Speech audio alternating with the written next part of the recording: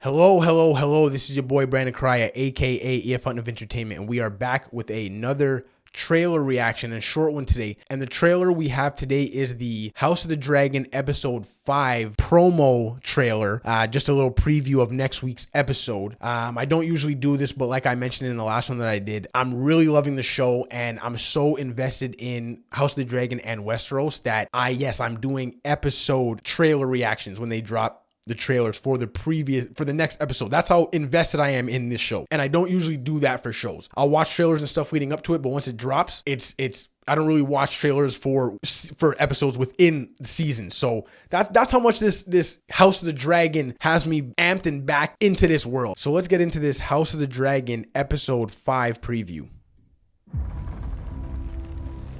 I wish to propose a marriage to my daughter and heir. A royal wedding. More marriage talk. More marriage talk. I hope to herald in a second age of dragons. Rhaenyra's succession will be challenged. Knives will come out.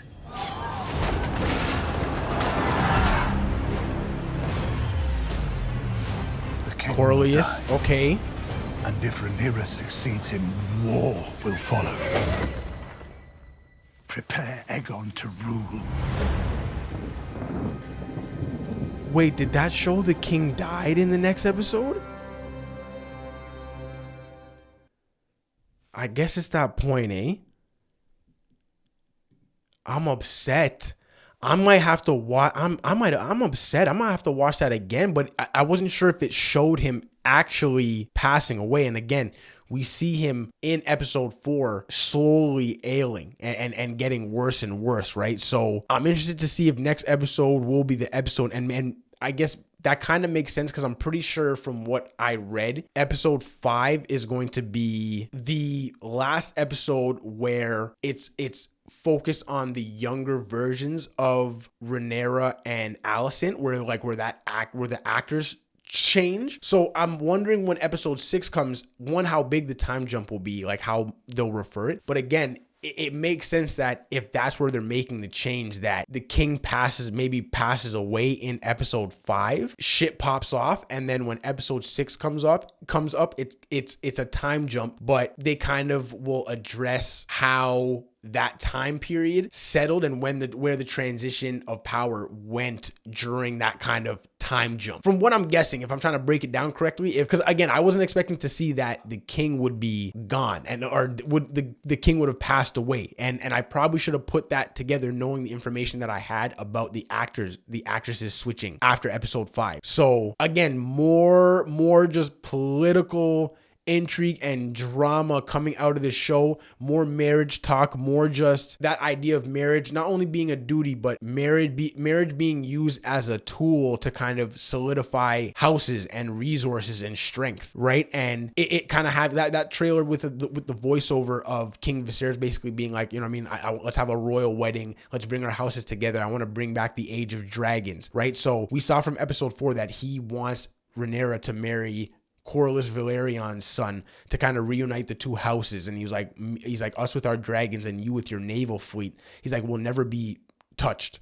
Basically, like we'll be dumb powerful. And we also see a quick conversation between Rhaenys, which I think that's her name because we haven't seen her in a bit, but Viserys' cousin, who was supposed to potentially be queen from the first episode. She's talking to her husband, Corlys, and basically being like, her reign is going to be challenged, right? Because basically by his son marrying her, he basically has like kind of like a line in a sense to the throne now. So she's basically being like, this is going to be challenged, not only because it's our family, but it's because she's a woman, right? Because like they've been beefing with the realm and he hasn't really been, I guess, back in King's Landing and back a part of the realm for a while. And that's why King Viserys wants to kind of reunite them again, right? So interesting stuff. And again, the last episode 4 didn't have as much political drama and intrigue as the other episodes, but it really seemed like it kind of gave us a little palate cleanser a bit and a little break from all that political drama. But it seems like it's ramping right back up next episode, and especially if the king's dying, that's when you know the drama is gonna be at its height, because the transition of powers is when all the shit usually pops off. So honestly, it looks like next episode is going to be a good one. And if it is the last one with the actresses switching, I really think